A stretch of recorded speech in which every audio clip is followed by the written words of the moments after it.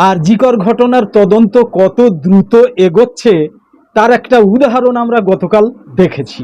ঘটনার শিরোনাম হওয়া উচিত উকিলের সন্ধানে সিবিআই। শিয়ালদা আদালতে গতকাল আরজিকর খুন মামলার শুনানি ছিল। দেখা গেল সেখানে উপস্থিত অভিযুক্ত সঞ্জয় রায় এবং তার উকিল। সিবিআইয়ের কোনো তদন্তকারী অফিসার ছিলেন না এবং সিবিআইয়ের কোনো আইনজীবীও ছিলেন না। কি সর্বনাশ! সিবিআইয়ের পক্ষে একজন নাকি ছিলেন, তিনি নাকি আবার সহকারী তদন্তকারী অফিসার।